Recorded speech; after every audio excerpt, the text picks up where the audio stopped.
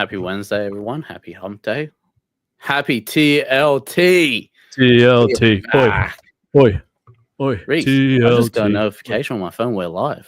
You know we're live, mate. We'll do it live, baby. Viva Las Vegas. Come on, Cheese. Sing along with me. Viva Las Vegas. Ladies and gentlemen. Unfortunately, viewers, we are not in Las Vegas right now. We are on the eastern seaboard of Australia. But listen, what's happening this year is either Cheese or SuperCoach Late Mail. We're winning the 50K, or maybe one of you guys is winning the 50K, and we'll all go to Vegas together. How does that sound? Next year. Oh, party plane to Vegas with the 50K. That's how you spend your SuperCoach winnings. Ladies and gentlemen, we've got one fun night ahead. Reese has sorry for the delay. We were sorting out how we could get a video clip, a very spicy one to play. And we figured out a way we can do it. We'll speak about it. We'll get into it a little later. That is a lie. That is a lie. The reason we are delayed is Cheese was having a moment to himself off camera regarding Owen Paddy's selection. And I don't blame him, because last week he waxed lyrical about the bloke. This week he's been named in 14. Cheese, this is one of the great victory laps of all time. I know we'll get into it, but guys, that's why we're late. Yep. Thank you. Thank you for putting me out there.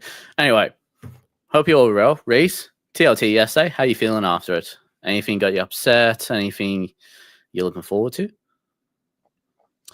Yeah, I mean, I've been a shareholder on Hosking Inc. for many years now, and it was great to see him appear out of nowhere, kind of like a Randy Orton RKO. You know, it wasn't looking likely, was it? In the off season, he'd done his calf. No, you see Matty Nicholson in the trials. You're thinking, are we ever gonna have our moment? But good news is, guys, the guy who averages 72 and 80-minute performances, he's back, baby. Whether he actually plays 80 minutes this weekend or next weekend or the weekend after, time shall tell. But it's so good to see him back on the field. It's so good to see him back on our radar. And if he's not someone you're starting with, he's looking like a juicy downgrade or upgrade option at some point, isn't he?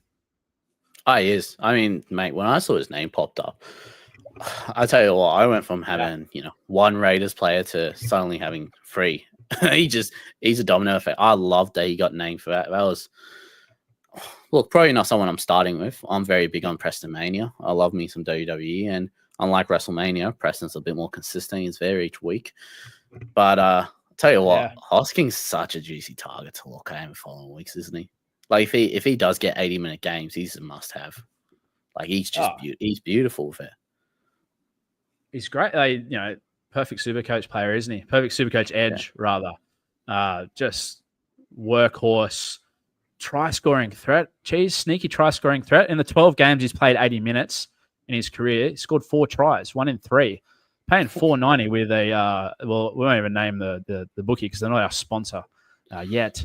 But that's a little bit of jam for viewers on a Wednesday night. I've got him in my multi. He was first in my multi. Great odds on him, and I'm backing him. If you're not going to own him in SuperCoach, I might as well make some money off him. But I'll tell you what, man. I saw the Cronulla bench. I copped some flack for saying Acco's not going to, Acco's going to be a 14. I have the biggest party in my work bathroom when I saw Acco at 14. Mate, it's AFB season. We're on here, boys. We're on. Where do you see Acco fitting in? Mate, honestly, he'd be coming on as a rover when he's needed. We saw that last year when he was playing that 14 jersey. He wasn't Acco comes in a 13 or 12. He was a who's tired, who can we get Acco on and, let him rove pretty much. Otherwise, he probably takes Brayley's minutes in a blowout or something like that. Maybe Hines probably just comes on in those 15 to 20 minutes in a blowout. So, right, so we can rule out him subbing Trindeloff, so all Nico non-owners can breathe a sigh of relief. Is that what you're saying? Oh, mate, I don't know, mate. We'll get into it, Nico and Cleary debate. I'm sure close enough, but mate, it wasn't a crazy TLT. I think it was very, very stock standard from what we've seen in the past. Nothing major. Horse starting, that's a great sign. How many minutes? That's the big question. But for his price point and what we know he can do, it's just good to know he's got that starting row again. Just on Canberra there, because this has come up quite a bit in a few different mediums, and namely on the Gibberish chat. Shout out to the Gibberish for the first of many times tonight. Love your work, guys. The Gibberish chat going absolutely nuclear this preseason. That's to say something. The poor dudes and dudettes in that chat haven't seen 80 official minutes of footy yet, but they're foaming at the mouth, and I don't blame them. And we love you all. Big question that came up in the Gibberish chat was, does Hosking play 80? And what's Simi, to use a wrestling kind of reference, like, what's Simi Sasangi's role in this? And does he come in and spell Hosking? Does Horsburgh go to 13? Does Starling go to 13 when your love child, Owen Paddy, comes on? How does that all look? Look, I mean, you don't know what Ricky's thinking. That's the Ricky roulette. That's the downside of it. You don't know who's going to go out for minutes.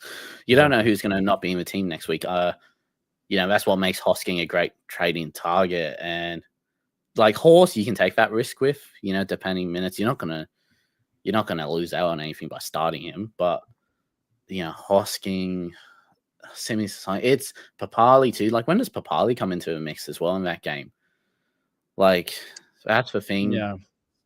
It's definitely going to be a thing for me where outside of Horse, any other Raiders players I'm looking from week 3 probably, when we see what Ricky's thinking at. Would it shock you if Horse is a game day swap to the bench for Papali starts? Brad Arthur, I know. Jersey's too big. Even if that does happen, it won't matter. I mean, Horse is back in his good books.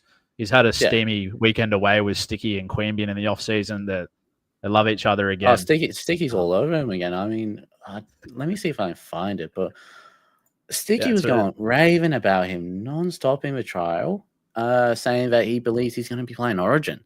You're not saying that and then, having a tiff with the guy, as long as there's no inflatable bats coming up in, his room going forward. But hey, man. Look, hey, shocked to see the Aussie batter the Pom again. Are we? But look, pretty stock standard, I reckon. CHT at 6, bit of an interesting choice for my liking. Well, a couple of things. Do you want to talk about CHT, or I don't have much to say on CHT, but we can start with him. Priced at 33, 32. Don't quote me. Last year played 9 games in 6, average of 53. That's 200K worth of value, Cheese. Are you interested? Oh man, I'm a big CHT guy. I love him. I absolutely love it. He's just rock solid in defense. He's a very old school 6. To me, like, he's just sturdy. He doesn't do anything flashy. Very first receiver role, but we've seen that left right, like you mentioned earlier. So be interesting to see how much confidence he's got. Look, the value's there. Definitely. I mean, the value's absolutely there. A lot of weird minutes last year. I think the other implication is Metcalf. So we watched that first trial down in Cronulla, and Luke Metcalf was doing a Cooper Cronk impression, wasn't he? A good Cooper Cronk impression at that. I thought he actually looked quite good in that role, but it just looked like it was going to limit his SuperCoach upside, didn't it? Because he's been the train conductor. But that left-right split, he's on that right edge now with Ali Lauatia and RTS. Is it? No, RTS is on the left. RTS will be left, yeah. More space, though. More space. Similar shape to what Cronulla will be running. Well, he's got Tuapiki. And we've seen Tuapiki bust a fair bit of tackles. Like, he's a guy who's going to be a good chance to go in. So, look, I'm not really too concerned. I'd probably rather Tuapiki than DWZ, just because it probably gives CHT that bit more of a chance of a sneaky line break assist than, like we've seen DWZ. He gets a bit of a gap and he comes back in, finds his grass. Tuapiki's young. He'll take him on. We've seen him in the past. Look, the value's there for him, especially in a 5'8" position that's really it's just been ugly most of the preseason, unless you're spending up for the big gun straight away. So, yeah, look, if you're wanting to save cash, he's the guy I'd go. I mean, I think we were all counting on Will Price early in the season. Yeah. So, I think he's a better option, and he's probably got more job security just in that utility role. But it's a double-edged sword. Like, does TMM come in and he goes to 14 or something? It's just hard. Well, that speaks to a more non-super coach catch value, bigger picture point is like, otherwise even good. Like, and if they're not good, I don't think they're going to chop Metcalf. They'll bring TMM back in, probably put Metcalf to 6, and then, CHT gets a month. So, he's not a startable option for me, but it's just good to know, like with Hosking, that there's someone that we can strip back down to. Yeah. It's good. It's good to know. It makes you feel all warm and fuzzy. Yeah. Did you have someone else in mind you want to talk about, mate? You said CHT and someone else, if I'm not mistaken. Metcalf. Okay. Well, if you want to talk about the dual updates today, that might get us kicked off YouTube with the lack of respect shown to my boy Dimitri, who's never played anything other than FRF in his 5 or 6 first grade games. I still don't get it. I read the reasonings in the article they put out. I went, well, that doesn't make sense for either of these players here. I don't know what's going on, but one's got fist for this reasoning, one doesn't have it for the same reasoning this player got it. I was a bit upset by it. The reasoning or the lies, Cheese? Oh, mate, don't make... Look, we're not going into that rabbit hole, okay? We'll have the episode with JFK up in a few weeks. Yeah, that's the breakdown after dark. But nothing real. As you say, I mean, look, most of these, apart from the Hosking and maybe the CHT thing, like all 4 of these teams are fairly predictable. I mean, another thing that was kind of interesting was Papali'i of Isaiah fame on the bench. What'd you make of that? Yeah, I'm not surprised. Like, I never saw him having that walk-up star spot. Like, I think he starts sooner rather than later, but it just seems like Ivan's really saying, look, you've got to earn your stripes. You've got to show us you want that spot because, I mean, we know Scott Sorensen can start, but Ivan loves playing him down there as that bench player, as that utility bring on. Scott Sorensen's just Mr. Fixer, isn't he? He's that typical tradie looking bloke. He can fix anything for Hammer. Like, you got to love him. Yeah. Like, he's handy. just like that. Yeah, he is, isn't he? But great rig. Look, IPAP starts in maybe 4 to 5 weeks, depending. Could be a fitness thing as well. We don't know how he's been training, how his legs have been feeling. Multiple factors into it, but it's kind of just got the X for him for now. Good trade out on target value. You imagine he loses cash. Another one, right? Another one. Yeah. There's 3 or 4 that have presented themselves pretty much overnight. God knows how long the podcast next week's going to be with all the trade down targets that are going to present themselves. We may have to start at 6. Like, let's be real. We'll start it now. Speculate for 3 hours. Yeah. But, I don't know. Again, it's one of these things, one injury away. I thought that the Waz, just one thing that I thought was interesting about the Waz as well, not quite teamless, but they let go of Tom Arley, or looking to get rid of Tom Arley, I believe. Not SuperCoach relevant, obviously. Rumble's about that, isn't it? Correct. Yeah, not to be confused with the Royal Rumble. But Tom Arley and then that Zane, not Zane Musgrove, the other fellow who went to the Dogs. But that just looks to me like they must be very confident on Dimitri and Halasima to let those 2 guys go. I know they got Bunty Afoa there in the depth chart as well, but man, I mean, those 2 cheapy guys, that they've looked so promising, haven't they? And they're limited. They are. And I think that's the thing to look into. I haven't been discouraged about Dimitri with him on the bench. I mean, he's really promising, he's one for me that will get that starting spot as well quite soon. He's powerful for what we've seen. He's good for an offload. It's just a matter of, when does it happen? Or look, either way, he's making cash. I mean, he's got enough SuperCoach points in him to even off the bench to get you some value. Does he ever? He played 4 games last year, Cheese. Averaged 19 minutes a game. Average PPM 1.55. Averaged 29 and 19 minutes. Again, that's obviously take that with a grain of salt, but he's got a really SuperCoach friendly game. He runs like an absolute freight train. He can offload. He can tackle break. And as I said last week, having those skills is important to be a rugby league player. It is. I mean, you'd like fan a player. Say it again. Yeah, you'd like to have those skills in a player. It'd be handy. Yeah. Just to have those skills. Full stop, mate. Yeah, exactly. He's right though. He's a typical front row forward, isn't he? He's one off the rack. He's going back inside to our defender, but hard to get down. Like, I mean, just gets into contact, twists, and he just keeps backpedaling with those feet. Oh, mate. So, yeah, never gets put in his back. At least in like the 10 runs I've seen him do. Yeah, I mean, I can't see him not playing further minutes. And again, he's probably one away from a starting spot if an injury happens or something. So here's one for you. I'll put you on the spot. Yep. Who you looking at in that 5th or 6th, or depending on your team structure? Yeah. Who do you like at those 232K guys in the 2RF? Who are you going? Dimitri is absolutely locked for me. Like I said, he's good for SuperCoach. Even if he's on the bench, he's still going to be good value. So I'm going to roll with him. And I think the reason for that, it's just I wish he wasn't in Vegas games. I would really like to see the cheapies we get next week, but he's someone where I'm not gonna trade down to him, if he's still on the bench. So I'd rather start with him and see what happens, and maybe move him to a cheapie, maybe 30K extra or something, depending on what happens in a few weeks. But it's for me on that last spot, it's Hubner. If he gets that 13 roller, Souths, I mean, there's definitely value there. I'll take a lock at 232K, especially in a Souths team that's going to be very forward dominated, considering the outs they've got now. So, yeah. Well, he might have to make a lot of tackles as well, Well, and that's what you want from a 13. If he pulls out Cam McInnes and he just, does 40 tackles a game, I'm more happy for that. Is there? Yeah. Have you gone elsewhere?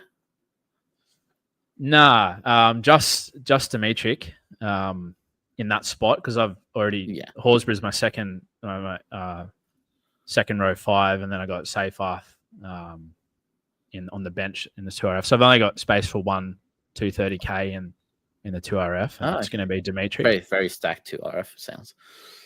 Yeah, love my 2RF, mate. Probably just shades of the Gallen and Corey Parker and Sean Fensom days. There's a name that will satisfy some viewers. Some people hear Sean Fensom and go an absolute tailspin.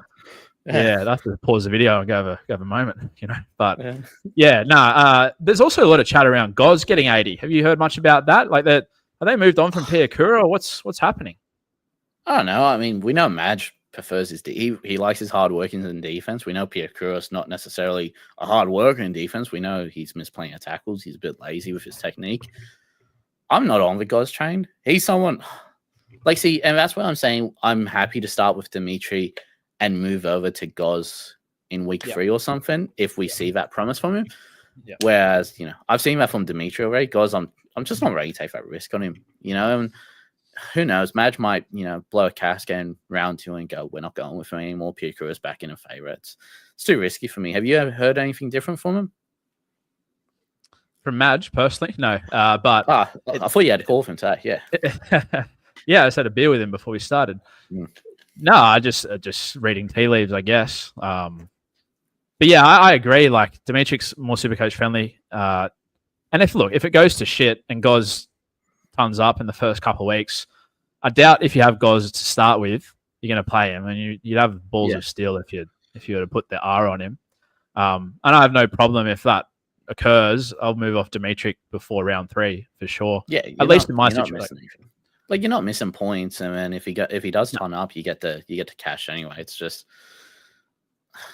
it's too much too, and you never know what happens with training. Yeah, real logjam. A lot of options around that price point, though. I'm seeing a lot of teams with like 3 of those guys, though, in that 2RF spot. Yeah, I'm seeing a lot of it. Goz, Dimitri, and Geimer. Yeah, those 3. That holy train. I don't love it. No, I'm not big on it. I'd rather slot Aaron Clark in Ville or try and make something work with Tino and just play at Purdue or something.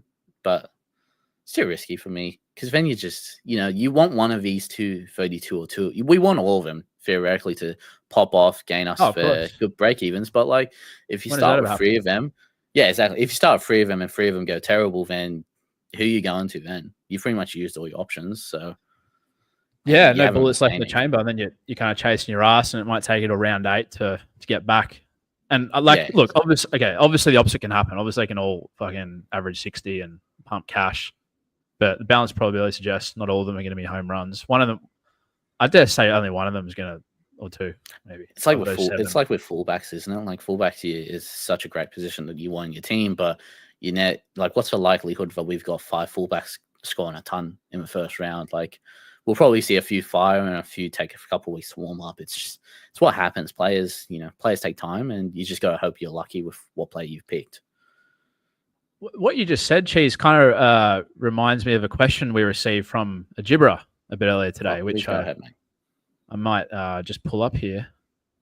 And this gibberer, to shout him out, Brad Ferguson, one of the great gibberers. Shout out to you, Fergo. Just a discussion, guys. Hey, guys, a discussion around having Nico at flex and putting Duffy at number 2 halfback would be handy. I'll kick us off here. So I see this come up a lot, actually. Nico or Duffy. I don't love the question, to be honest, like because I think that they're two different kind of asset values for SuperCoach. Like one's a proven gun, like and then the other hasn't played the game. So it's not one or the other. It's like, do you value someone to try and increase in cash, or do you think that Nico is going to score better than the fullbacks? So I think that's the question. Is like if you're playing Duffy, like I'm assuming you are, right? Are you going that route? I've got him in halfback too. Yeah, same. So like the thing is, like, do you see Nico outscoring one of those 5 fullbacks that you mentioned? Because as you said, like not all of them are going to pop off. Is Nico a safer bet than Walsh? Like, look, he's probably a safer bet than Walsh in terms of probably base just with the kicking, and we saw the shots that Nico had. But in saying that, I'd rather roll Walsh. We've seen the left-right shape Cronulla's taken. Like, look, I'm still going with Nico. But I've got the cash set aside for Cleary. It's a very game day gut decision.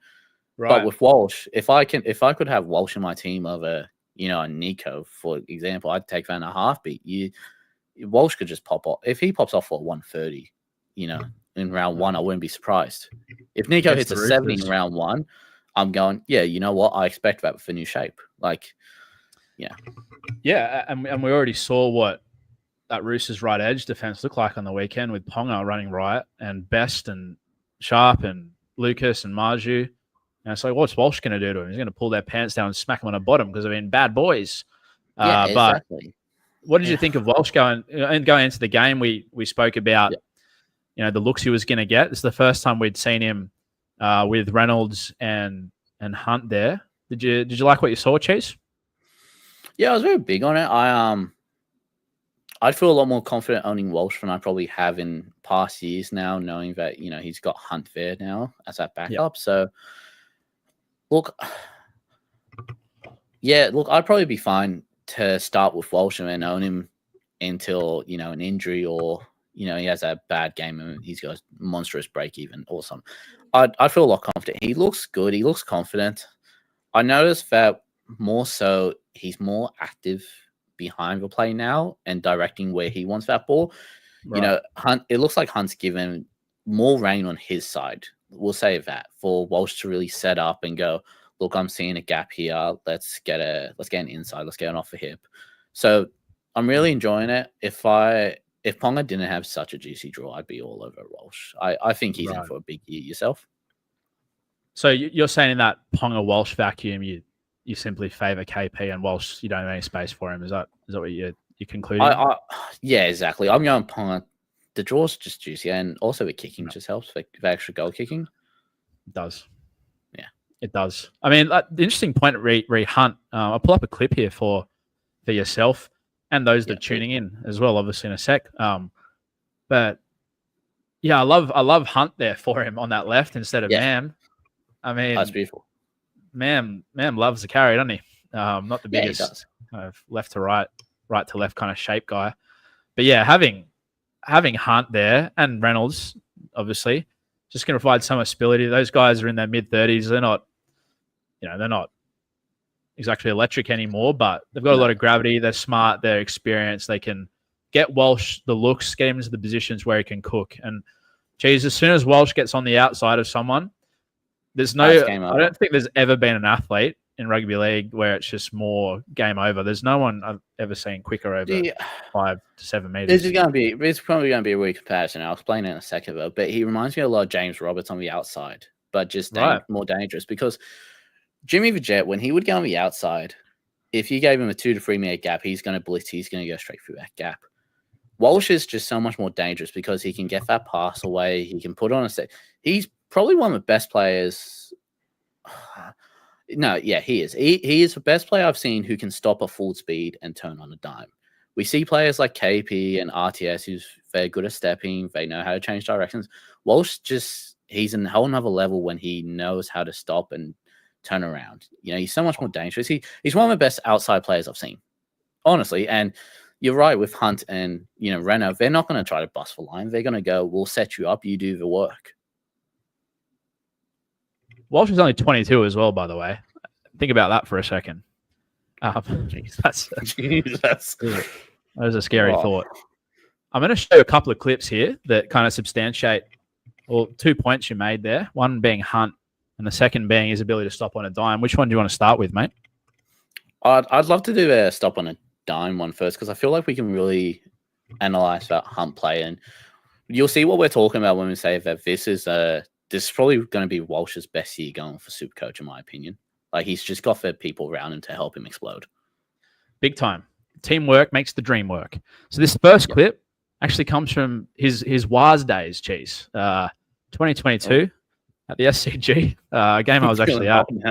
Funny enough, I remember seeing it as a younger man and thinking, I've never seen this before. And I'll pull this up because it's unreal. And it's not the SuperCoach relevant, it's just fun to watch. So I'll just go to the start. All right, hopefully you guys can see that. We don't want to get copyright booted off.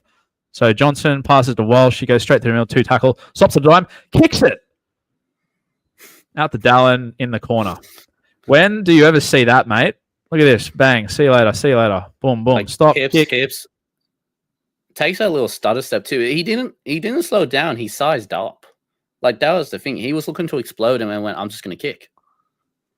Yeah. It's just brilliant, man. Like, when you look at that little stutter step, you see players in your first voice, all right, cool, they're going to try and step. Because in that instance where, if you're a fullback, you think, all right, he's going to try and step on my left side shoulder and see if he can get a little gap to throw that right ball. He just went, yeah, no, I'm just going to kick it. Like, you can't teach instinct, can you?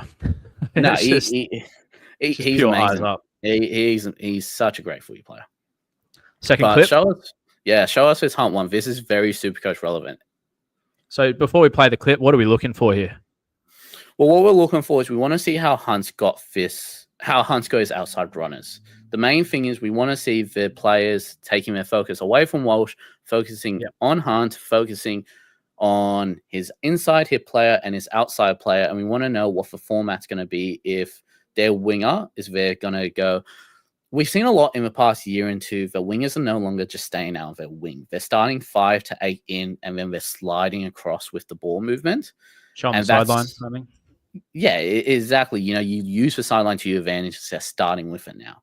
So basically, we want to see with this, are we going to get for wingers moving with Walsh? Because if they're moving with Walsh, we've got a better idea that Walsh can get a grub. And we've seen with him with the kicking just then, that provides a lot more ability for Walsh to take a grubber in. It takes a lot harder chance for a fullback to get that ball away. No chance. No, exactly. So that's what we want to see. I'll pull the clip up here. I'll just wait for just on a 5-second loop, guys. So bear with us. All right, we're starting here. We're on right post. Yeah. Madden, Hunt holds it. Walsh, see you later. Hopefully its resolution works out. But see, hold Hunt. Hunt gets hammered by Preston, I believe. But look how Walsh just burns Crichton. Well, he's nowhere near him, man. He burns Cry, and Jono, love Jono, went to school, played footy with him. But Jono got caught here by just being stuck in. But you can't. It's impossible to not be stuck in when it's Walsh. I mean, the main thing is, though, let's look at Crichton. We know how good of a defender Crichton has been for years, right? He's a great center defender. He gets caught in on that inside man. He's like, oh, shit.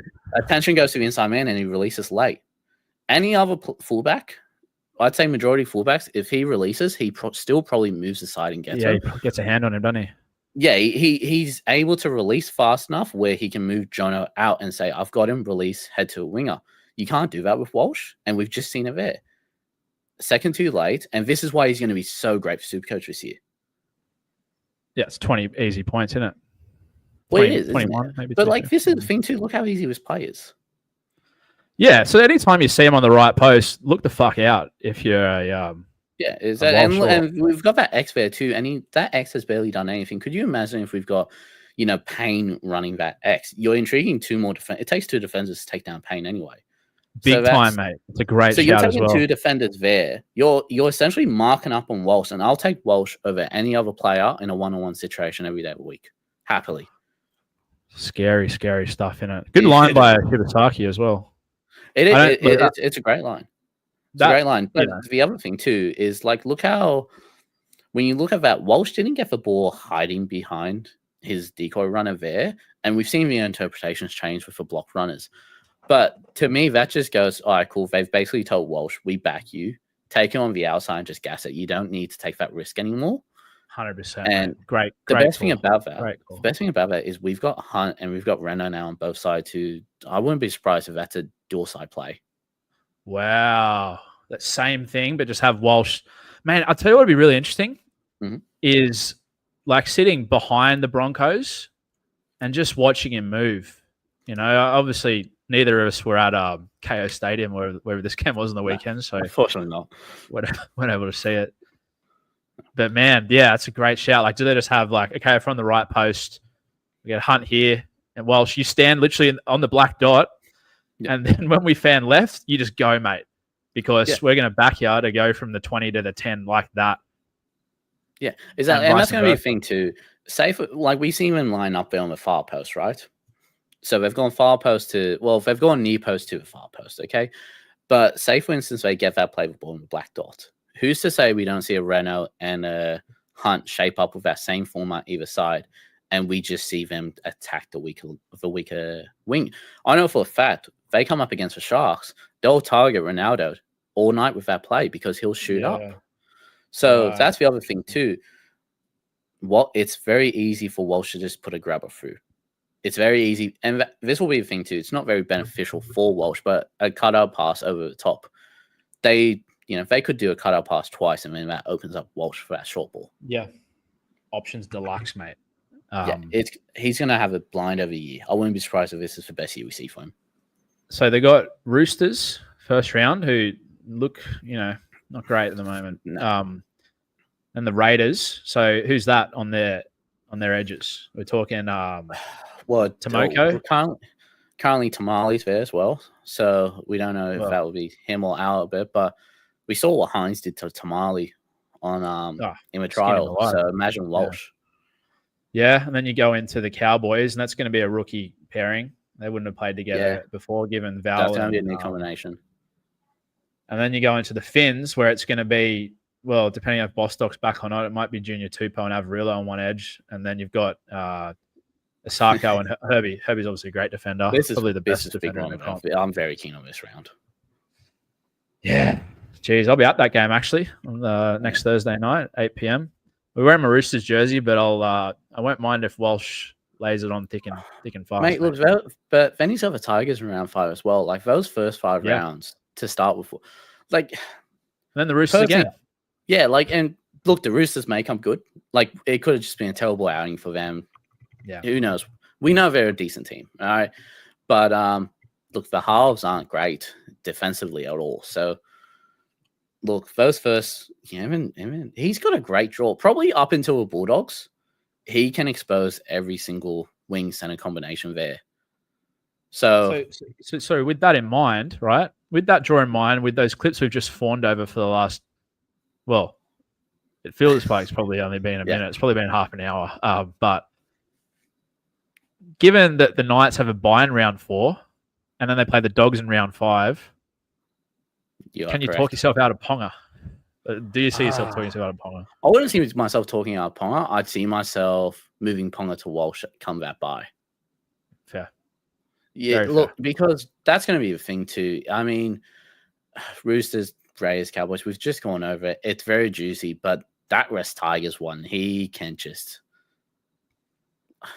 is it far-fetched to say, he could Skeleton, he's not the most dominant defensive. He's a great defensive winger with contact, but not the smartest. He still struggles with making choices here and there. Yeah, I mean, Union who's to say Walsh? Yeah, exactly. Who's to say Walsh just doesn't go outside and gets a 160, 170?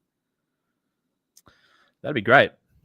Yeah, like he's got for matchups, and that's something we heard a lot. I mean, we both heard a lot last year with whole fullback roulettes, and it can go to a whole new level with that flex position now, where Oh man, it's just Walsh is going to be a great person. He's great whether you start or you just want to look at him after that KP buy. But then go ahead. Sorry, finish your point on Walsh. Oh no, I was just going to say, but then the same points can be made for KP. He's got that juicy draw. We saw him look good. It's just, to me that he's a great trade target. Come that Knights buy. Keanu Kinney, Cheese. Oh yes. Gold Coast on the weekend. Again, it's just a trial, guys. It's just a trial. We get it. Yeah, but we're 3 fullbacks on the field. Yeah. This is why you tune in. Yeah.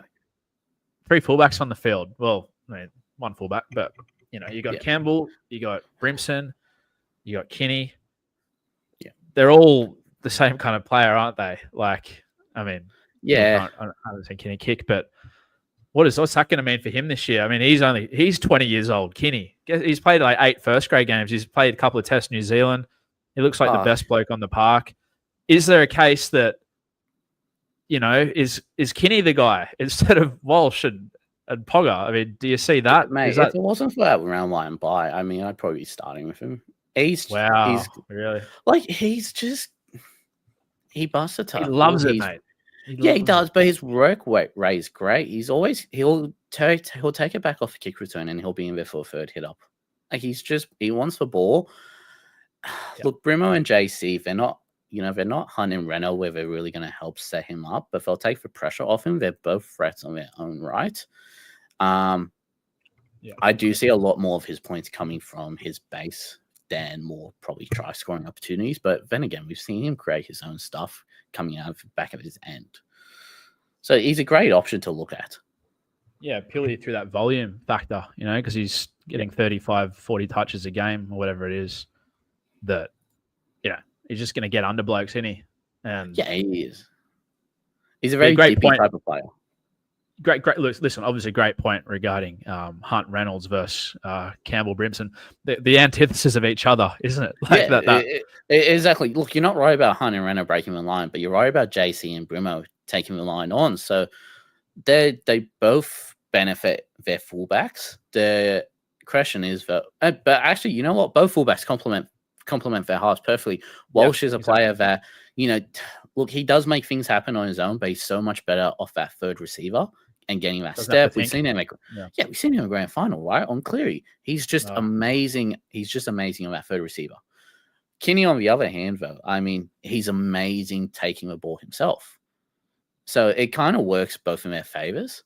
I'm not deterred by the halves for Gold Coast at all. I mean, we'll talk a bit about the duels in a minute, but yeah, look, Kinney's a great shout to look into, and I think that's kind of decent with the buy because you get that look. You're not forced to start with him and take that risk.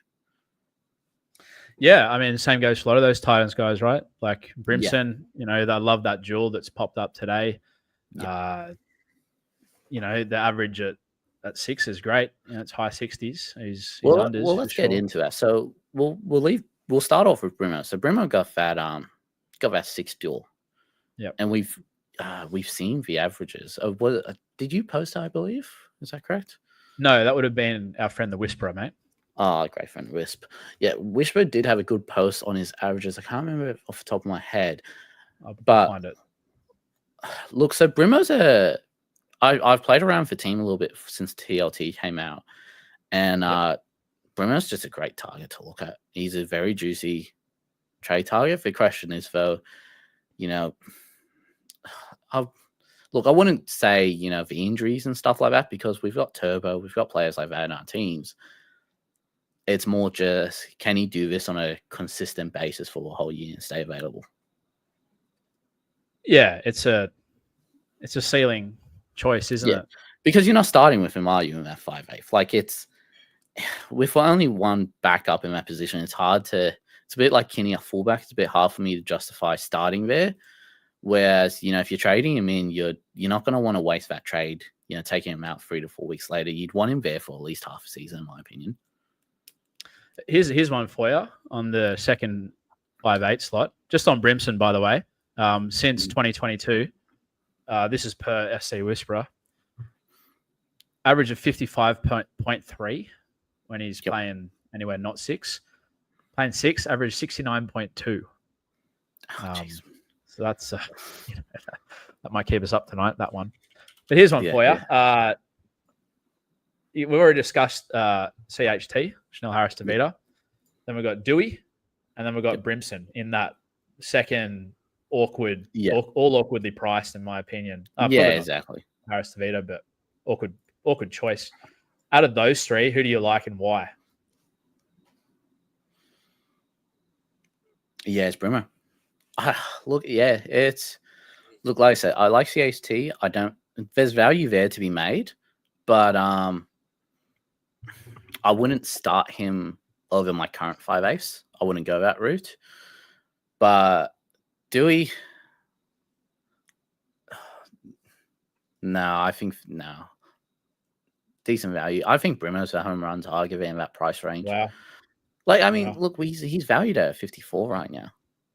It's unders, right? Based on that stat. It's definitely unders. The value's there, but would you be shocked to see Brimmer ton up a few times in the first 12, 13 rounds? Mate, I want one of those three guys ASAP Rocky. Just the vibes are going to be endless. You can see a lot of 20 points to 28. Yeah. Vibes on the coast, on and off the field. Look, he is. Now, I'll bring up something else. Though. Now, we've got Metcalf picked up that halfback duel today. Yeah. It's such an awkward position because, you're either spending up for 2 guns or you're going a gun and Duffy. Do you see yourself moving Metcalf up there if we see CHT or popping off or a Brimmer? Where do you see using that Metcalf duel, or is it just going to be one of the things where you can't really justify it? So what you're asking is, what's the end game with Metcalf? What's the end game? Because obviously, the end game on halfback is Cleary Hines. That's the end game for a lot of teams. But if that Metcalf halfback duel, if he turns into a second, coming of Cooper Cronk, that's hopefully just more SuperCoach relevant. Well, to answer your question with a question, what do you reckon he averages if he's just playing on the right? I mean, in the middle, I got rid of him after I saw that first trial. Mm-hmm. I was like, this isn't going to happen. He's going to 40% of teams are going to be very upset. But I'm back in now after the CHT thing. But can he be a 60 guy that you hold most of the year? Is that a feasibility? You just leave him at 6 in a relatively dead position outside. Save that trade there for the whole year. Yeah. Yeah. Geez, are we calling Metcalf a keeper? I don't know. The floor is terrible, and there's going to be a couple of ugly weeks in him. Yeah, exactly. It's tough. For me, mate, you'd want Brown. Yeah, to answer your question, I'm more than content at some point to sideways trade him, especially if they draw. I haven't really studied the Wires draw in too much depth yet, but here we go. No, we don't. But yeah, mate. I want Brown, I want Galvin, I want JC. I want any of those 3 guys. And if Metcalf's the same price as them, and if I can make the money work, I'll get him in. I'm not tied to Metcalf, but I do love those other 3. Yeah, no, absolutely. That's fair enough. Now, we talked about, a few players there for that position. We'll move on to probably the news I had everyone bouncing around about was Hosking, getting that start. Look, if you're not going Hosking, because it's great value for where he's at the moment. Again, it's just rookie roulette. That's a risky thing. If you start with him, who's your exit strategy then? Do you go, because IPAP is, we know he's on the bench. When does he get that start? It's a very risky move at the same time as it could be beneficial. There's KK, there's Preston. Would you rather pay up for one of them, or is Hoskins someone you're looking at and going, yeah, I can make that work if it goes bad? Yeah, I always like to get the higher price guy. If I've got a 50-50, I'll always want to get the higher price guy, because if it goes to shit, I can move down. Let's look at like the Preston versus Hosking thing. Arguably pretty much the same player, Cheese. Yeah, exactly. Like, both 70 for their career when they're playing 80. I mean, obviously, it's just one's a heck of a lot more expensive. Yeah, 100K more expensive. Geez, you got me thinking now. I'm still like 2 weeks off Hosking, to be honest. I need to see the minutes. You gotta trust Ricky, don't you? Like, yeah, it's because that's the thing. He's in that awkward price range where, like, if you buy him, he's probably for a lot of teams. He's probably your number 1 2RF. But then if he goes to dust, Watson, who's probably on the cheaper end of the 2RFs we'd want, he's 583. That's a big jump to try. Yeah, and do it. It's a big jump to get up to Watson still when you could have injuries or something. This is a good little segue into a question from one of the Gibbers. Shout out to Brandon. Brandon says, "Hey guys, any love for Blore? Average well at the start of last year with a healthy Munster. Well, yeah, average 65 with Munster over 5 games, and then I think it was 45 in the last 5 games, and Munster was hurt. Blore is in that mid 550s. Is he of any interest to you in this whole 2RF 550 to 600K continuum at all? I'd rather go Watson, just in that price range. But say for and it's a great relation to Hosking though. Like, say you do take that risk on Hosking, Blore's 20K more. That's a great little exit strategy to him. I wouldn't start with him. I think that actually goes into a bigger point. That's probably more of a strategy thing. But guys, like, you're looking at your team. Shock horror, not a lot of these guys are going to be in your team all year. Okay, there's I think I had maybe 2 or 3, maybe Eli Katoa, Val Holmes. They were probably the only 2 guys in my team.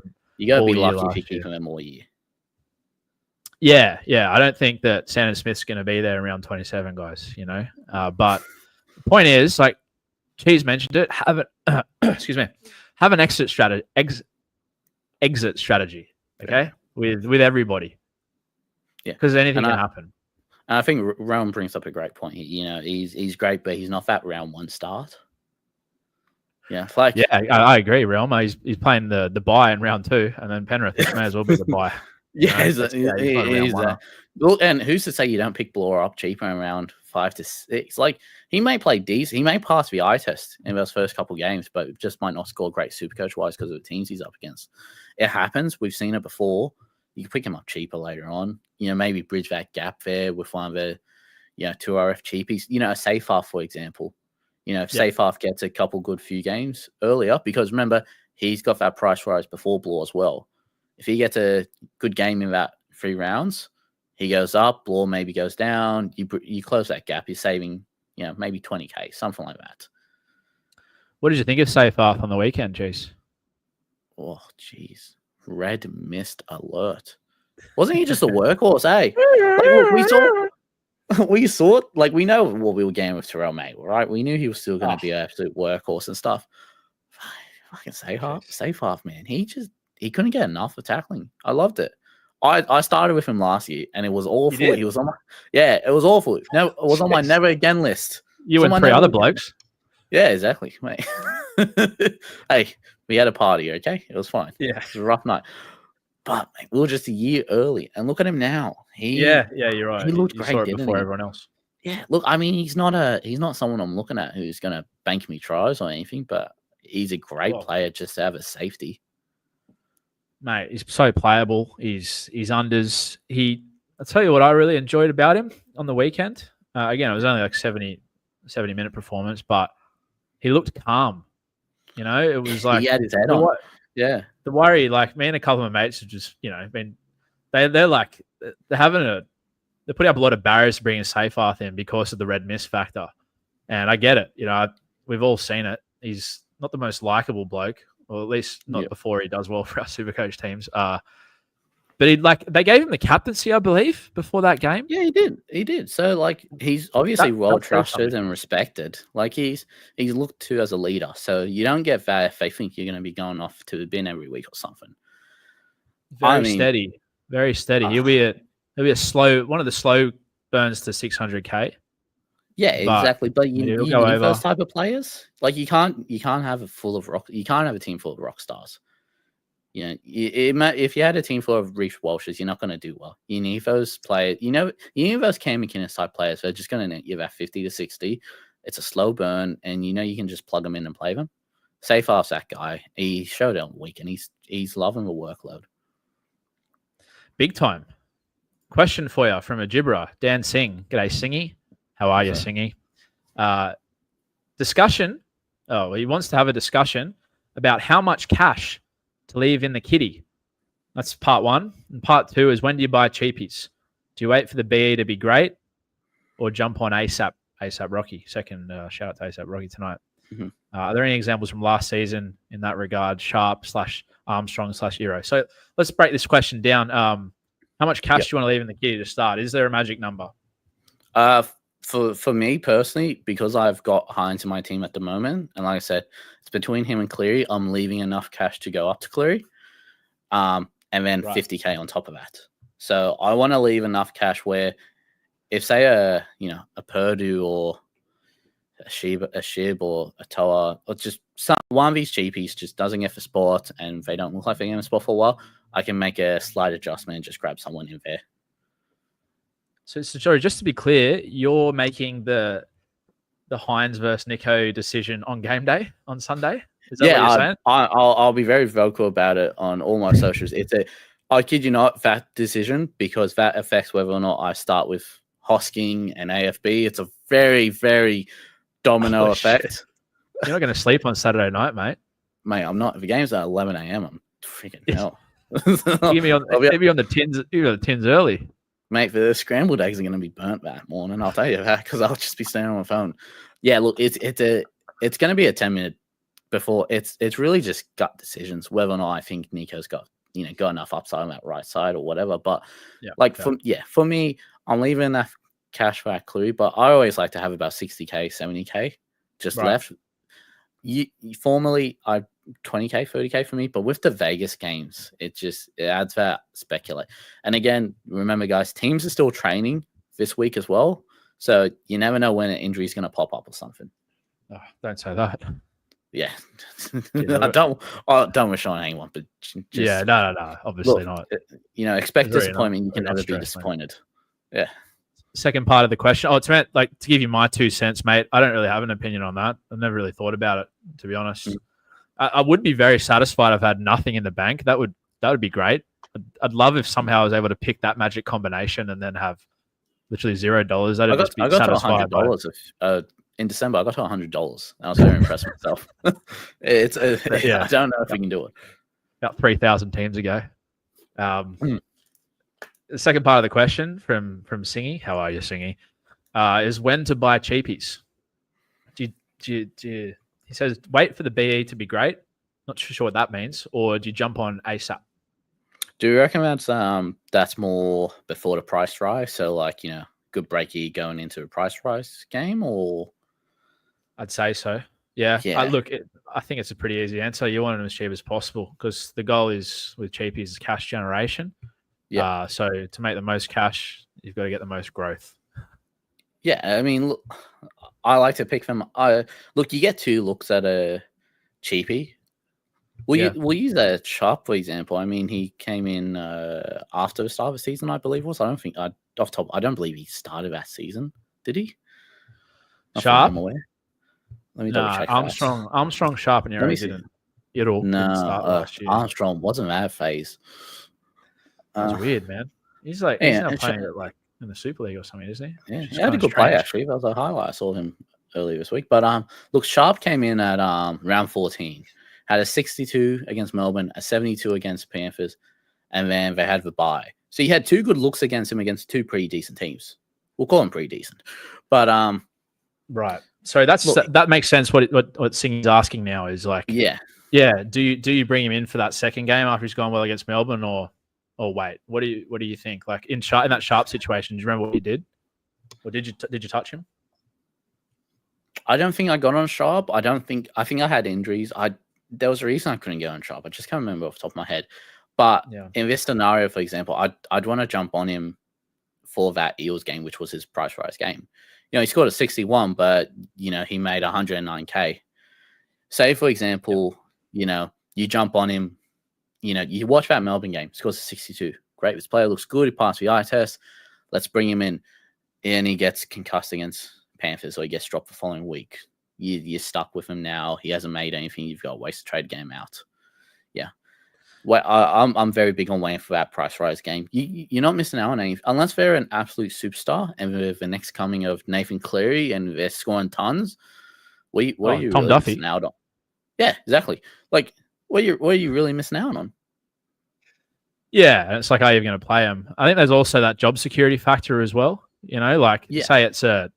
Say Jesse McLean randomly gets a run for a fortnight, but To'o's coming back. Like, you're going to want some assurity. You can have that, otherwise that gay guy situation as well. Yeah. Like with South last year, played Vegas. We didn't see him for weeks and weeks, and that's the thing too with Sharp. He had a price rise against Para, 109K, had 38K price rise next week, 6K the next week, and then didn't play against the Broncos. Had to buy.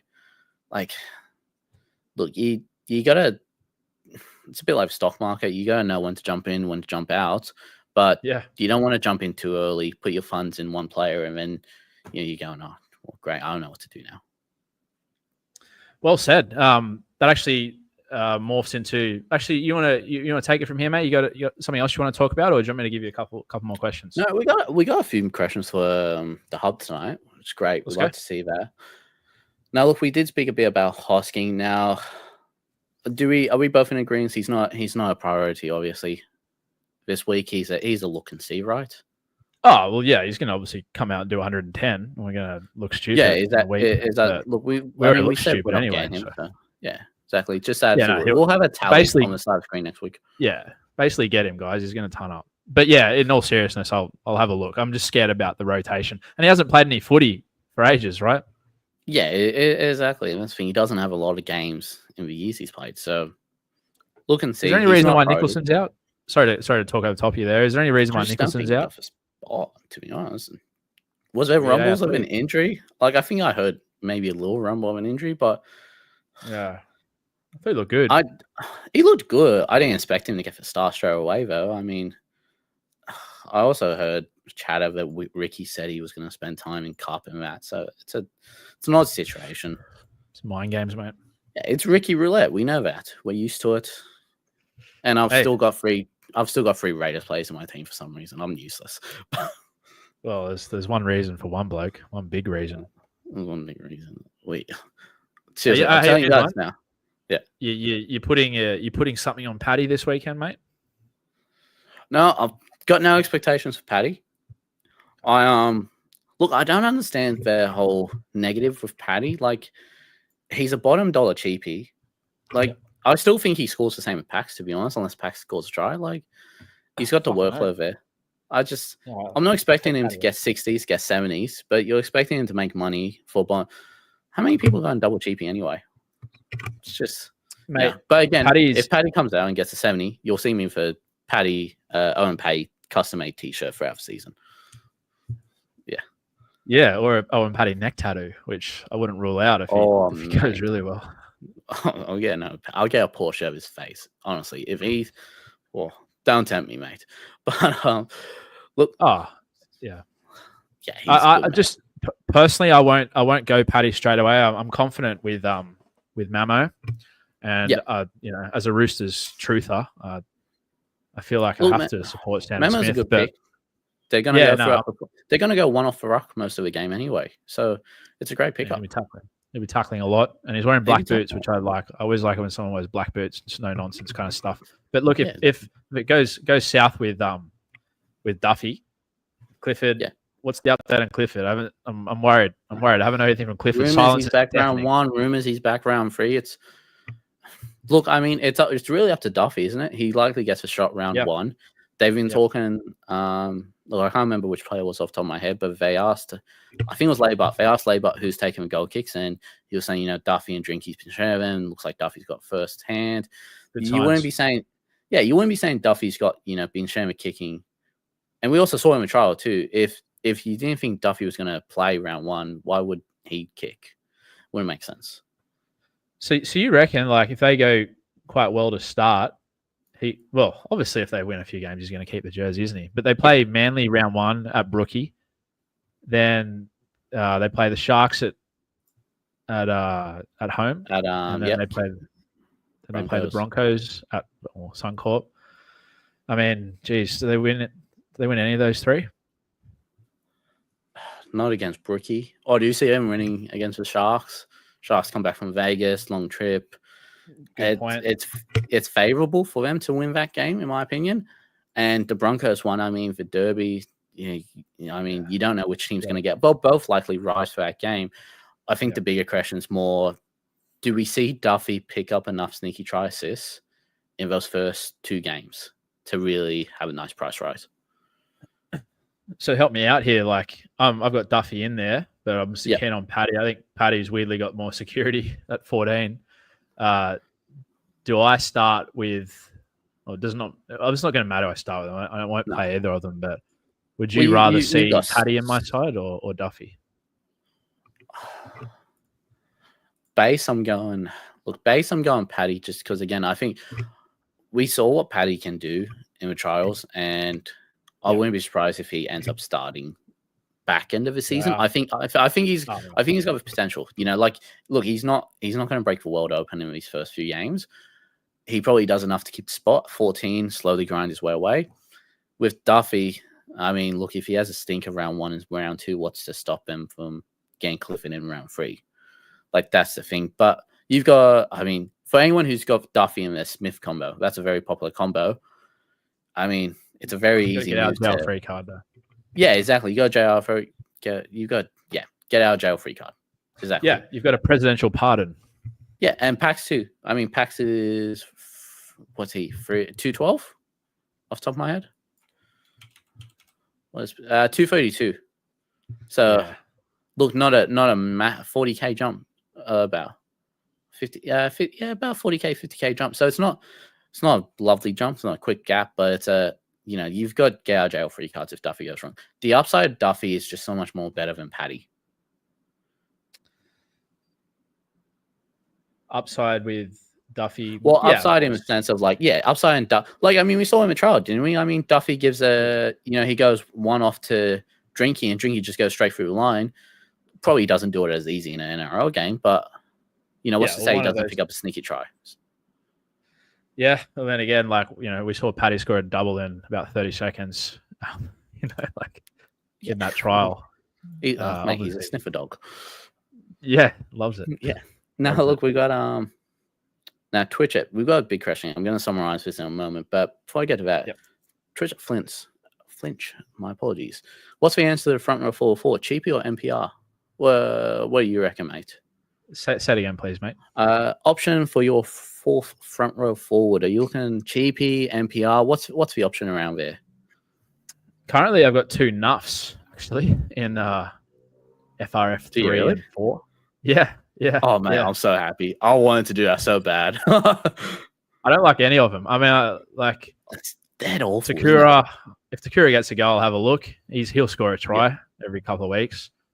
Saluka Fafita, if he gets a gig, doesn't look like a Monet is going to get a go. Va'a, I like, but I don't know where he's at in the pecking order.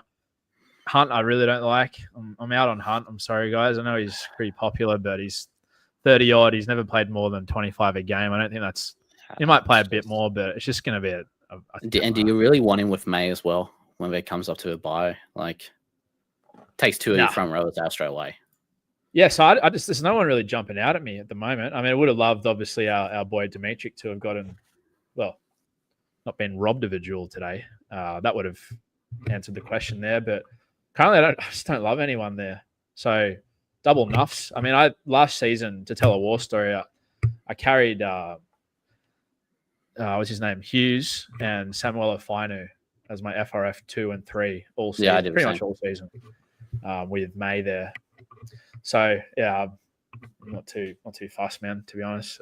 Obviously, in an ideal world, you got all 4 of those big guys, but I don't think any of them are going to hurt you, apart from Terrell May, which, look, I don't know if you want to talk about May. I don't know if it's getting too late. I don't know if you got air conditioning in your room, because it's going to start getting really hot in mine if we start talking about Terrell May. God damn. Look, I mean, like, that's the thing. Like, yeah, we get those guys in front row forward 3 and 4, and they make a bit of cash. Sort of Liam Martin, he was a stinker. He had a couple good weeks, and then he stunk it up again, and he was mid. It's a lot in there. I tempted with a double enough in there, especially with the flex. Like, it depends. If you're playing safe guys with a good base in your CTW, that flex position it comes in handy if you don't want to have to get any more front or forwards. It's just hopefully we get Pacific Tonga or Hopwood. I've got Locker. Yeah, like I've got Locker as my front row forward 4. I'm not banking on him to play at the start of the season. I'm not banking on anything from front row forward 4. But if he does end up playing throughout the season, he's going to make cash. He's just oath. Yeah, oath. Actually, it's not a sexy position. No, it's not. I'm happy to take a punt there to our questioner. Yeah, exactly. This one's interesting, and I like this. So look, can we go through a bit of pros and cons here? I'll list you. How many players go here? 1, 2, 3, 4. Well, we'll take away the ones we've already talked about. Okay, so give me a pro and a con. Sharp. Con's the price. His overs for I just don't like him at what is he 600k? Yeah, that's a lot of Vicky. The pro is he's probably not too far behind Walsh in terms of his 5 to 10 meter speed, right? Like, no, it's a quick backline. Yeah. Oh, mate, and he's going to support through the middle. Real attacking ceiling there. And we've already seen it out of him, even when he's on the wing or at fullback. He just looks like one of these guys that is just a great footy player. Again, speed being the common denominator there. Yeah, exactly. It'd be a fun own, man. It'd be a fun and shit own at the same time. But the good times would be great because he'll be fucking putting 30 points on in bunches, won't he? Yeah, exactly. I mean, again, for price, it's the biggest con, isn't it? Like, yeah, it's too big of a con for me. I'm not willing to take that risk up there, especially when you can go other options. Great draft player though. Brilliant draft player. Yeah, I picked him up in about round 5, and I was cheering. Do you want to guess who my round 1 pick? I had the 5th pick. Who did you take? Have a guess. Oh, mate. 5th pick. Where is? Okay, I'll give you a clue. We've spoken about him tonight. No. Huh? No. Keanu Kinney. Oh, risky. Yeah, throwing away Vibes. first round. Mate, I've done 5 drafts, and I kid you not, I've had pick 5 to 8 in every single one. Yeah. Have you kept it consistent? Oh, mate. No, not at all. If I'm going to be disappointed, I won't be disappointed one team at a time. I want them all at once. All right. Ali Liatara. Yeah. Pro, con. What do you think of him? Okay. 513k. Well, he's the same price as Marju, and I'm keen on Marju, and they've got a very similar base power kind of game. So I can't say the price thing. The con to me is he's playing for the Wars, and I don't think the Wars are going to be that good, to be completely honest. The pro is he's an absolute animal. Like, he's played, 10 foot? Not even 10, man.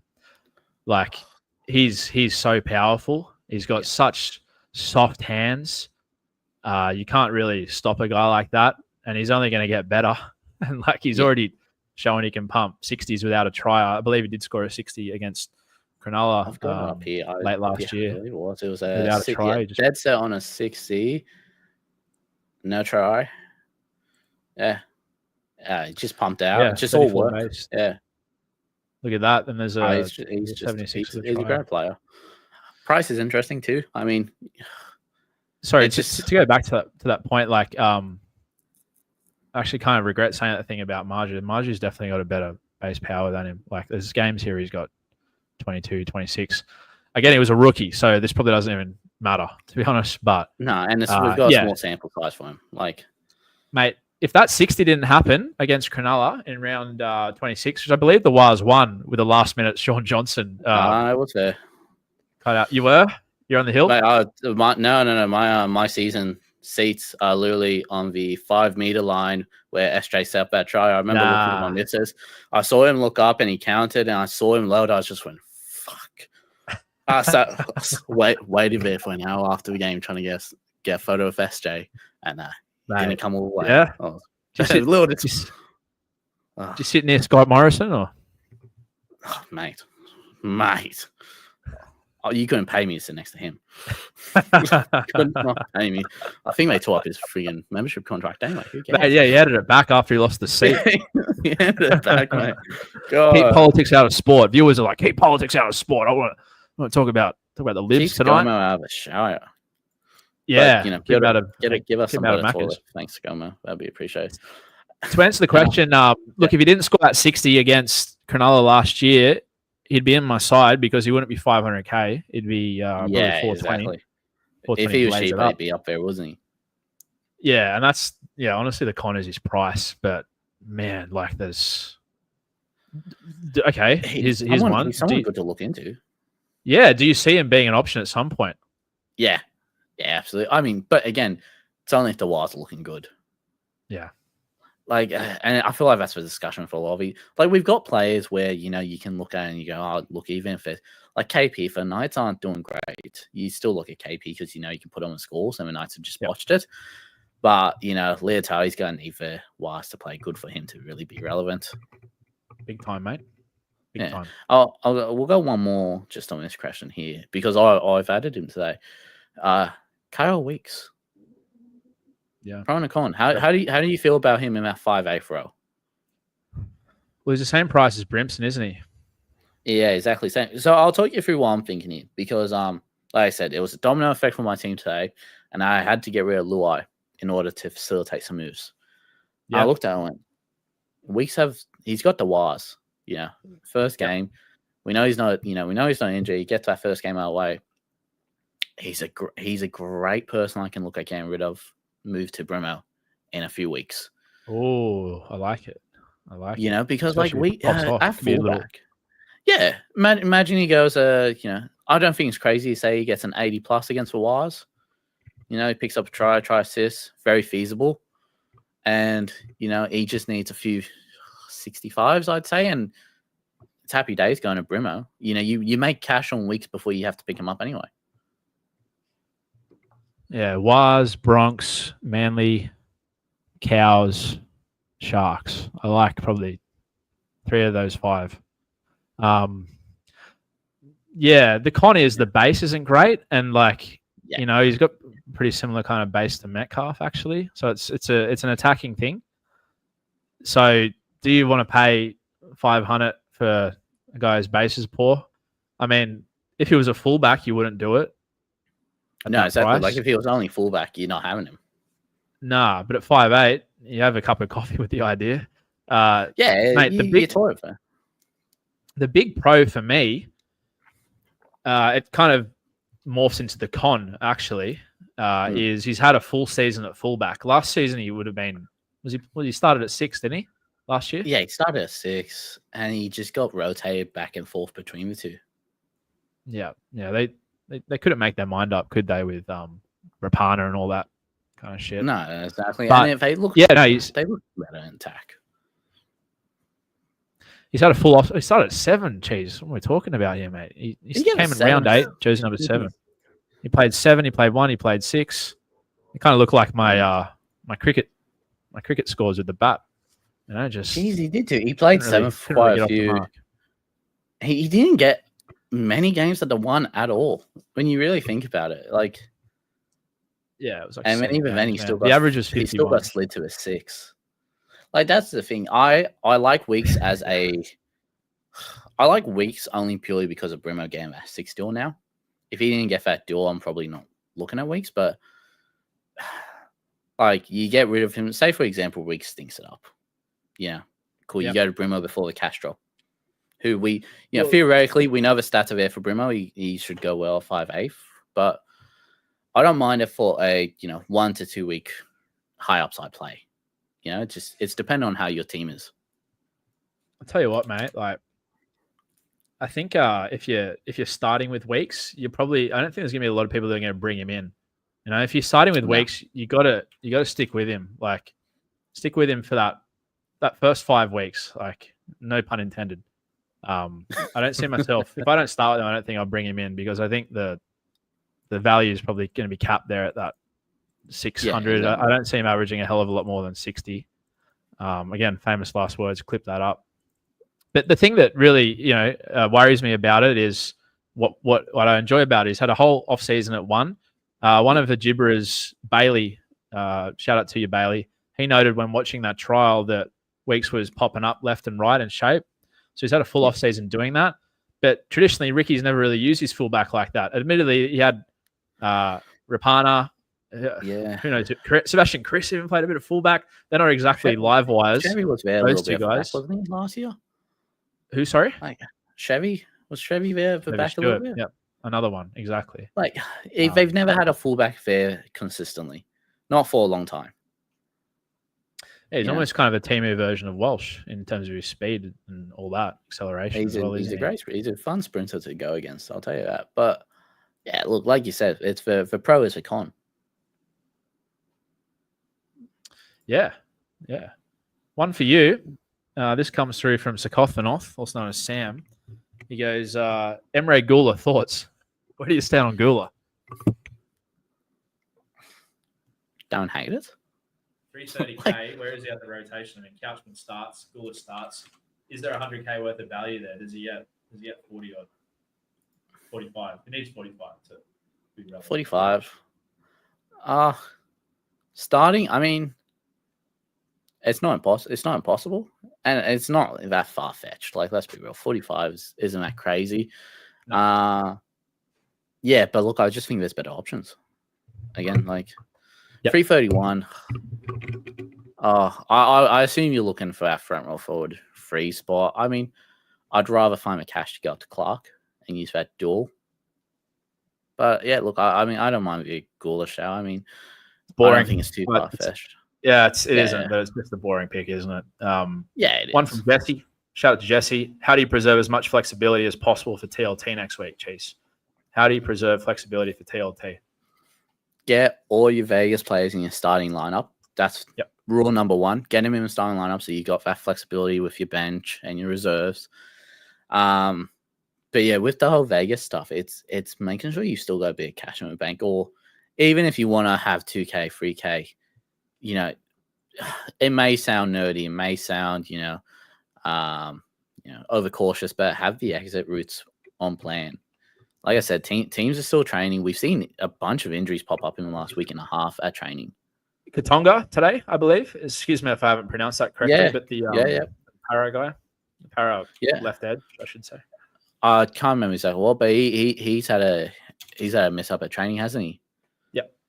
Yeah. And that's what I'm talking about. It's things like this, even if it's a slight niggle where they're 1 to 2 weeks. They're Toto News, for example, gets to Vegas. Hamstring issues.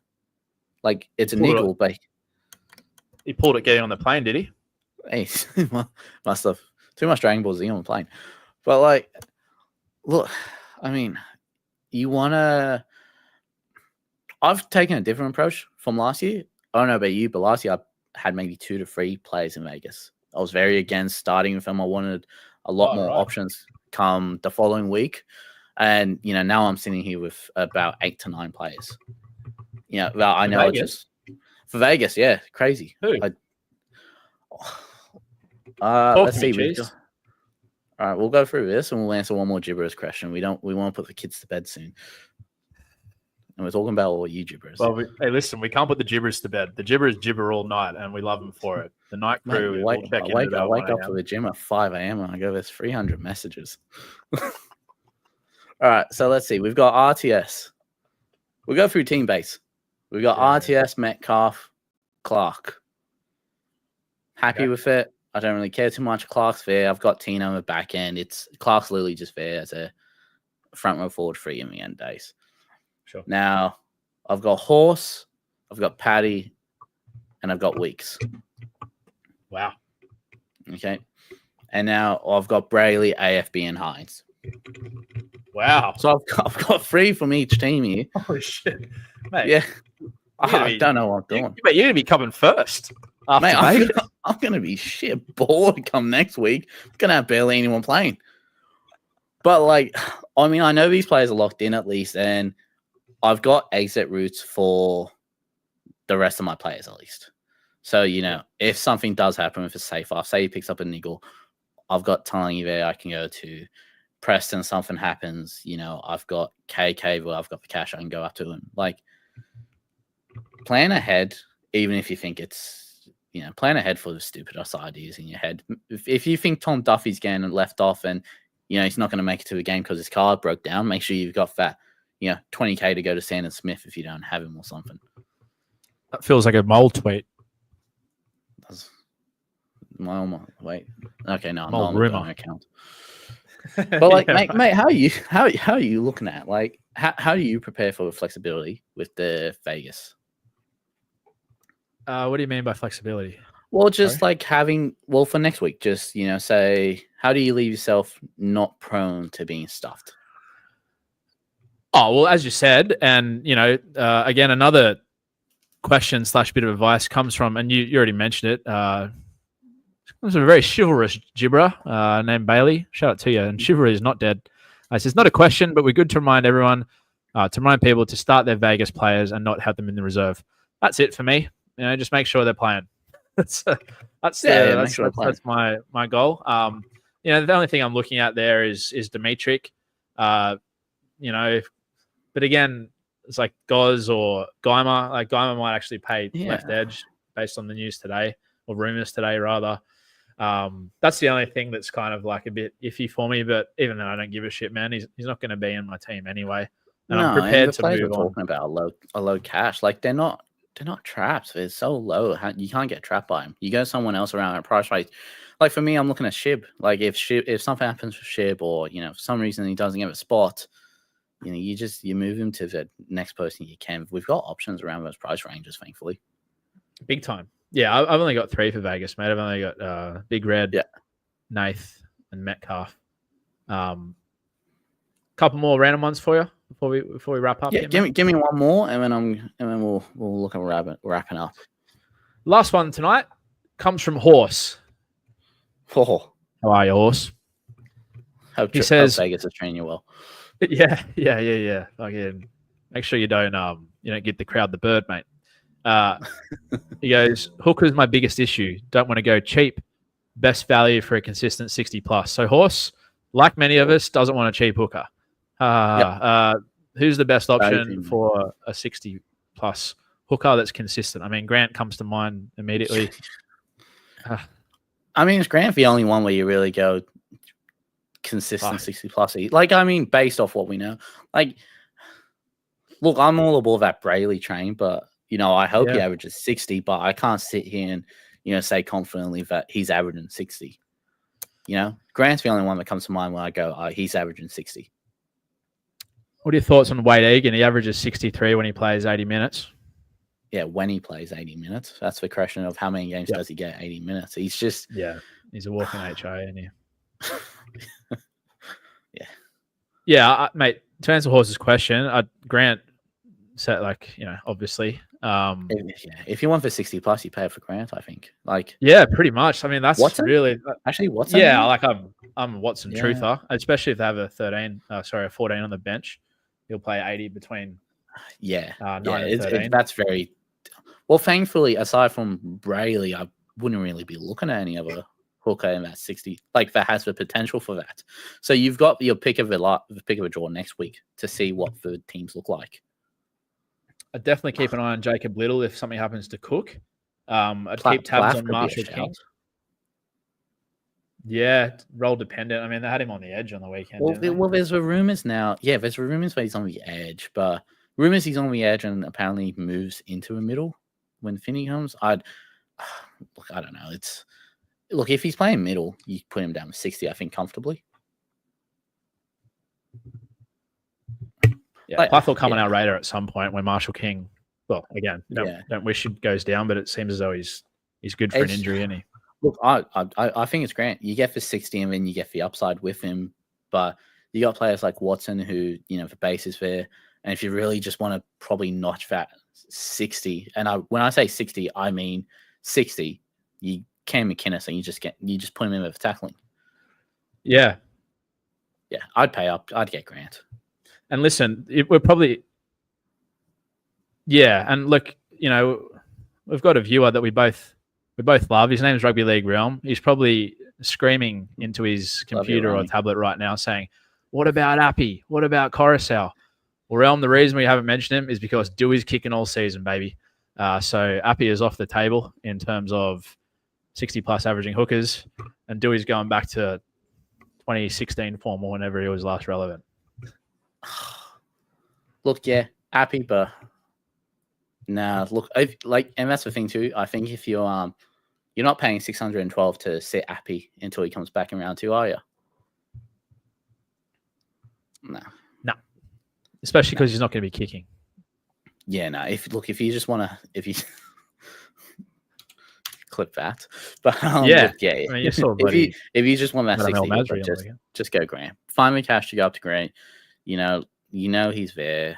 It's just.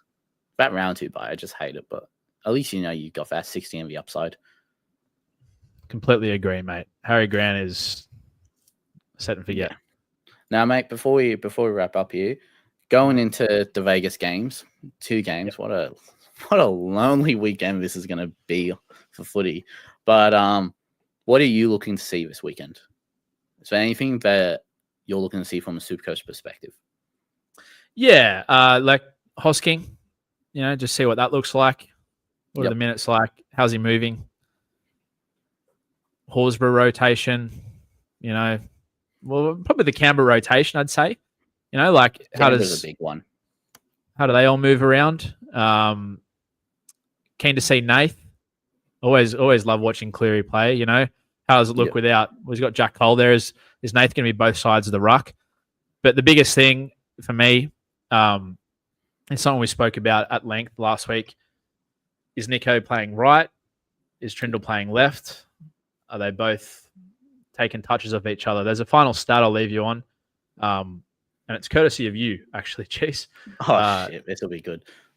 Yeah. Nico's touches.com.au. In games where Nico averaged... Do you know the stat off the top of your head? I can pull it up. You sent it to me. I'll give it to you. So in games last year, my brain was fried from looking at the touches. Yeah, mate, you went the big lift for the nation, for the community. Oh, mate, I had a really bad day. It just in games where Nico had less than 60 touches last year, he averaged 54, guys. Yep. In games where Nico touched the ball more than 60 times, did I say that right? So 60 touches or less, 54. 60 more than 60 touches, 99. Now, jeez. Is he going to average 54? No. That's not what we're saying here. No, it's not realistic. There's a 40% variance based on his touches. So I'm not even going to look up his... I'm going to count them. I'm going to have a tally in front of the TV. I'm going to tell everyone to get out of the room. I'm going to close the blinds. I'm going to turn the lights off. And I'm just going to count Nico's touches. That's what I'm going to do. That's what I'm looking for. What about you? Yeah, same. I mean, honestly, him and Cleary both actually. I want to see the touches for Cleary. I'm going to go through tomorrow and look at the touches for Cleary when he hasn't been surrounded by Luai. But awesome. I really want to see what touches they get. Nico, look, he's not averaging at 54. He probably still hits 100 every now and again. He doesn't average at 99. Obviously, he's not getting as many touches. But for me, I want to see. I'll be sitting there with a notepad and go on how many touches has he gone with red zone compared to Trindle, especially against a team like. I think the Panthers and the Sharks game is a great game for us to start off season, so we can compare Cleary and Nico and really take a look and go. Because think about it, I mean, we're looking at Cleary with he's going to have Blaze or Jack Cole or Snyder. Nothing's really going to change there. And Nico's going to have Trindle. The only thing that changes if it's Acco goes in and the touches goes up. I want to see these two go at it. I want to see who gets for more touches. Because at the end of the day, there's value for both of them. Yeah. The biggest question for Nico is, do you think that he's got enough value in him where he can pick up 2 try assists each game just playing on that right side? It's a big ask. especially against a team like we covered it last week. It's a big ask, especially against Panthers. For Cleary, it's a no-brainer. The question is going to be, how many touches does he get?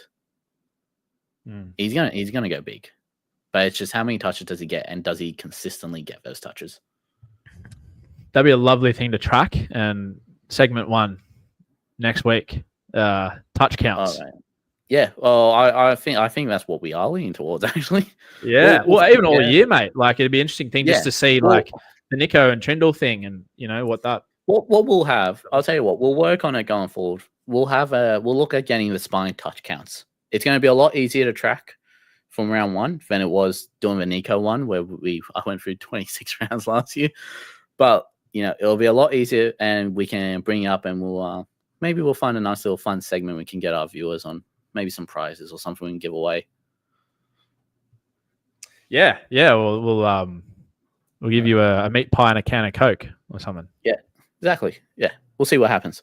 Tradies breakfast. Give you an inside scoop. Scott Sorensen's breakfast. Yeah, Mr. Fix It. Anyway, ladies and gentlemen, I have been the SC Cheese. Reese has been. I've been SuperCoach Late Mail. Exactly. We want to thank you for joining us on our first proper TLT for this year. Mate, I don't know about you, but I'm so keen for next week. We've got actual games we can just deep dive on. Jeez. Can't wait. The tinkering season is finally over, and then we can start talking about sit versus starts. Yeah, exactly. It's going to be great, and who you messed up with on. But look, a bit of a longer podcast tonight, guys. Let us know if you'd like this sort of length going forward, because like I said, when we have all these teams coming up in the next couple of weeks, there'll be a lot of stuff we'll be able to break down and really go in depth on. So let us know in the comments what you would prefer. If you want it kept under an hour, if you want something a little longer, and we can see what we can do. But thank you all for joining us tonight. Reese, I wish you all the best this week. Hopefully your free players carve up. Yeah, hopefully they just go at 1 ppm, and we dancing up and down the living room. And I wish the best for you, mate. You're going to go through it, one of the great roller coasters of emotion, having basically half the NRL playing. I've really got a sniper team. Can we just end it after the Vegas games? But yeah. I'm coming first. To all our Hub members and our Gibberers, thank you for tuning in. And if you're new, thank you guys. Don't forget, join the Hub Discord, join the Gibberer group chat. Plenty of talks going in, plenty of different discussions, and plenty of sad thoughts coming up. Yeah, plenty of absolute dribble and gibber. Yeah. All right, guys. Yeah, we'll have a good week. Enjoy your footy, and we'll see you back next week.